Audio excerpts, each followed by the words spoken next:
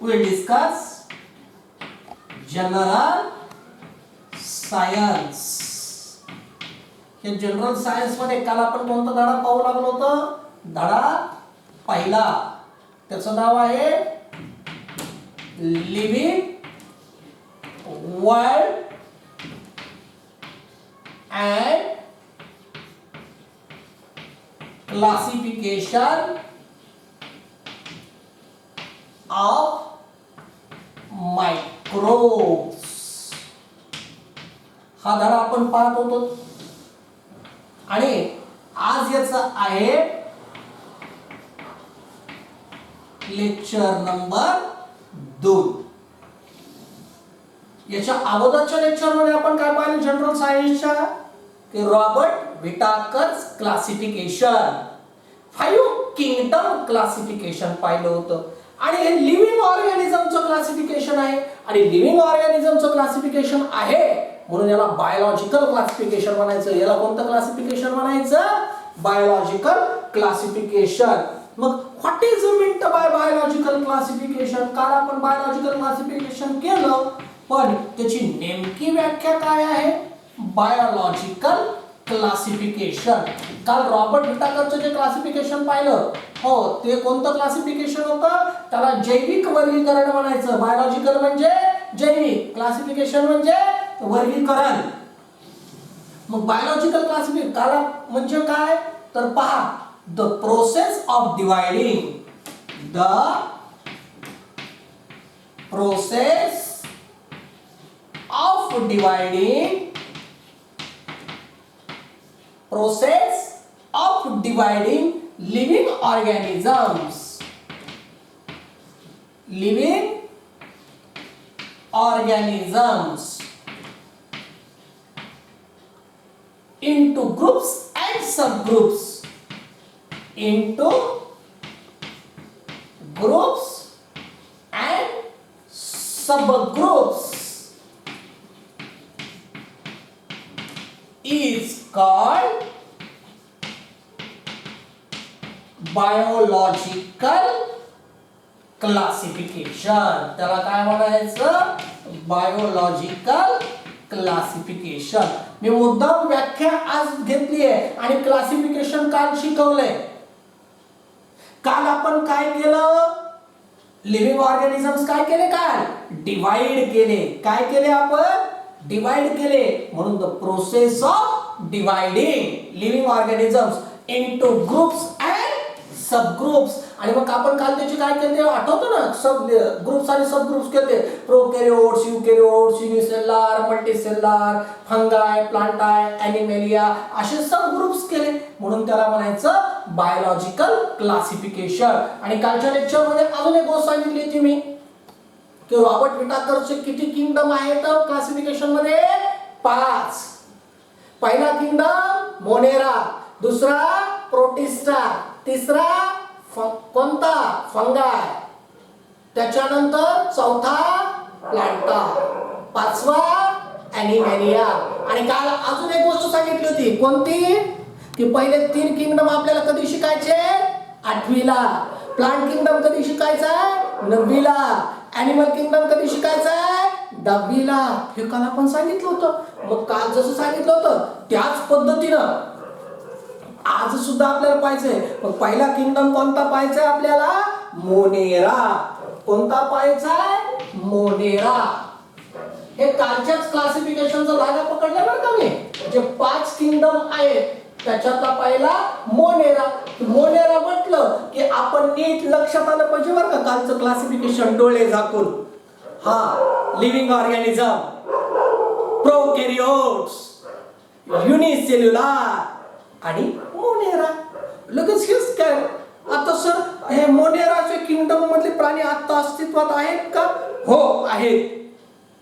कुठं आहेत? तो आपल्याला छोटासा प्रयोग सांगितलाय. कोणता छोटासा प्रयोग सांगितलाय? Take a small drop of curd किंवा buttermilk on clean glass slide. हो, small drop of curd. Curd म्हणजे दही आणि बटर मिल्क म्हणजे ताक. हो, घरी म्हणायचं ग्लासभर ताक द्या. हो, आपल्याला फक्त थेंबभर लागतं, बाकीचं पिऊन टाकायचं.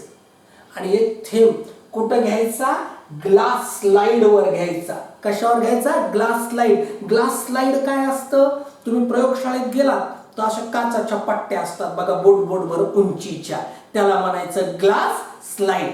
एक तो ताकाचा किंवा दह्याचा थेंब त्या ग्लास स्लाइड वर टाकायचा, त्याच्यावर दुसरी एक छोटीशी प्लास्टिकचा काचासारखं असतं ते त्याच्यावर लावायचं, त्याला कव्हर स्लिप म्हणायचं. त्याला काय म्हणायचं? Cover slip. गेला असता ना तुम्ही प्रयोगशाळेमध्ये, ग्लास स्लाइड आणि कव्हर स्लिप. आणि मग नंतर काय करायचं? ते ताकाचा जो थेंब आहे तो केअरफुली मायक्रोस्कोप खाली बघायचा. मायक्रोस्कोप माहितीये ना? आणि मायक्रोस्कोप खाली बघितल्यावर यू विल सी समथिंग वळवळिंग इनसाइड इट. आपल्याला त्याच्यामध्ये काही वळवळ करायला दिसतील तर ते असतात लॅक्टोबॅसिलाई. काय असतात? लॅक्टोबॅसिलाई. तर ते जे लॅक्टोबॅसिलाई आहेत ते कोणत्या किंगडमचे आहेत? मोनेरा किंगडमचे. मोनेरा किंगडम मध्ये एक्झाम्पल पहिलं कोणतं? लॅक्टोबॅसिलाई. लॅक्टो म्हणजे दुधात सापडणारा, बॅसिलाई म्हणजे बॅक्टेरिया. तो कोणत्या किंगडमचा आहे? मोनेरा किंगडमचा आहे. त्यानंतर हा बॅक्टेरिया म्हणून नाही तर बाकीचे सुद्धा ऑल टाइप्स ऑफ बॅक्टेरिया. बॅक्टेरियाला मराठीमध्ये काय म्हणतो आपण? जीवाणू. आणि व्हायरसला विषाणू. सांगायचं काम नाही, आता सगळीकडे धुमाकूळ. तर ते जे आहे, पण हे सगळे बॅक्टेरिया आहेत हे कोणत्या किंगडमचे आहेत? मोनेरा किंगडमचे आहेत. अगदी दुधात सापडणारा लॅक्टोबॅसिलाई सुद्धा कोणत्या किंगडमचा आहे? मोनेरा किंगडमचा आहे. आणि एवढंच नाही, blue green algae. Blue green algae. अल्गीचा अर्थ असतो शैवाल. हो, नील हरित शैवाल, ब्ल्यू ग्रीन अल्गी. हे सुद्धा, याचा सुद्धा किंगडम कोणता आहे? मोनेरा. समजा मी म्हटलं give two examples of living organism that belongs to kingdom Monera. मग हे त्याचे उदाहरण दुधामध्ये, ताकामध्ये, दह्यामध्ये सापडणारा lactobacilli. All types of bacteria, सर्व प्रकारचे जीवाणू. आणि पाण्यात सापडणारं ब्ल्यू ग्रीन अल्गी. मग आता आपण सांगायचं याचे कॅरेक्टरिस्टिक्स. कालच्या चार्टचा आधार घ्यायचा बरं का. कालच्या व्हिटाकरच्या चार्टचा काय घ्यायचा? आधार घ्यायचा. काय आहे पहिली कॅरेक्टरिस्टिक्स आपल्याला माहिती आहे. ते काय आहेत की हे ऑल ऑर्गॅनिझम्स कशा आहेत? मोनेरा किंगडम मधले ऑल ऑर्गॅनिझम्स कशा आहेत? प्रोकॅरियोट्स आहेत. हे बघ, पाठ करायचं नाहीये, कालचं क्लासिफिकेशन आणायचं डोळ्यासमोर. मोनेरा किंगडम प्रोकॅरियोट्स आणि युनिसेल्युलर आहे. आणि प्रोकॅरियोट्सचा अर्थ काय आहे? They do not have nucleus in their cell. त्यांच्यामध्ये न्यूक्लियस पण नसतं आणि बाकीचे सेल ऑर्गॅनिल. सातवीला पाहिले होते ना आपण, mitochondria, Golgi body, endoplasmic reticulum, असे सेल ऑर्गॅनिल सुद्धा त्याच्यामध्ये नसतात. अजून एक पाहिलं होतं हे ऑल ऑर्गॅनिझम्स कशा आहेत? All organisms belongs to Monera kingdom कशा आहेत? युनिसेल्युलर आहेत, एक पेशीय आहेत. आणि तिसरा मुद्दा काय आहे? दे may be ectotrophic or heterotrophic.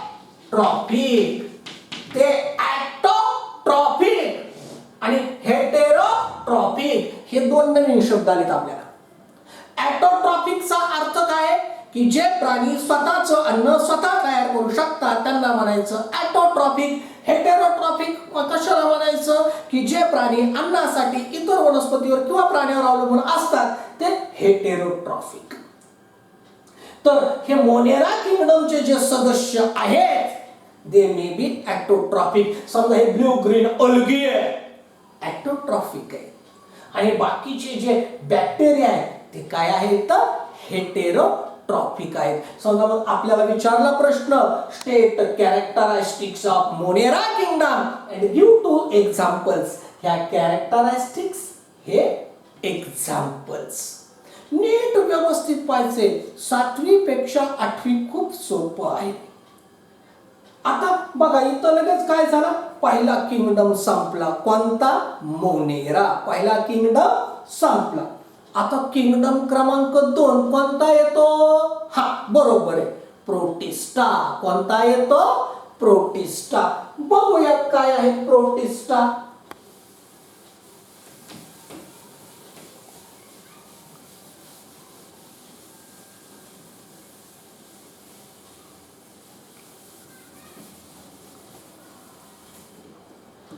दुसरा काय आहे, किंगडम 1 होता मोनेरा आणि आता किंगडम 2. ह्या किंगडम 2 चं काय नाव आहे, प्रोटिस्टा. हा ऑनलाईन असलं तरी नीट बघायचं बोर्डाकडं, इकडं तिकडं लक्ष द्यायचं नाही, समोर मोबाईल आहे म्हणून बोर्डाकडं बघायचं. मग काय आहे प्रोटिस्टा. आता प्रोटिस्टा जसं सर आम्हाला मोनेरा दिसली दुधामध्ये, प्रोटिस्टा कुठं दिसतील, तर प्रोटिस्टा कुठं दिसतील तर असंच तिथं आपण ताक घेतलं होतं. इथं काय करायचं, पॉन्ड वॉटर घ्यायचं. आता पाऊस पडलेला आहे, पाऊस, कोणत्याही पाण्याचं डबके साचलेले आहेत घराच्या बाहेर, जायचं थोडंसं पाणी घ्यायचं नाही, फक्त घ्यायचं, नाही तर त्या ताकासारखं पेतात घ्यायचं. घाण पाणी घ्या, आपलं पाण्याचे डबके साचलेले, पाऊस पडल्यावर घराच्या बाहेर असतं की नाही पाणी डबकं, हो आता आहे, घ्यायचं. त्याच्यामधला एक थेंब त्या ग्लास स्लाइडवर मागवायचा घ्यायचा, त्याच्यावर काय लावायची कव्हर स्लिप, परत त्याला मायक्रोस्कोप खाली ऑब्झर्व करायचं आणि परत तेच समथिंग इज वळवळिंग इनसाइड इट.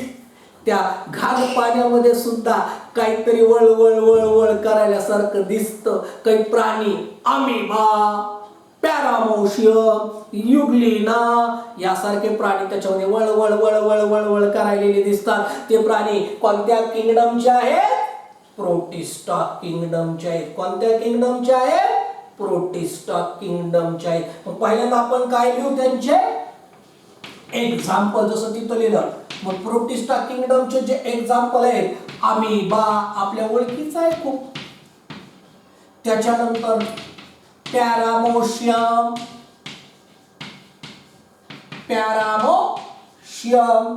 त्याच्यानंतर जो आहे युग्लिना.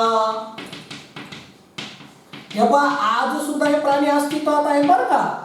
त्याच्यानंतर जो आहे व्हॉल्वॉक्स, आणि यांच्या सगळ्याच्या डायग्राम दिल्या पुस्तकामध्ये. डायग्राम क्रमांक 1.3 इथं लिहितो वाटल्यास मराठीमध्ये.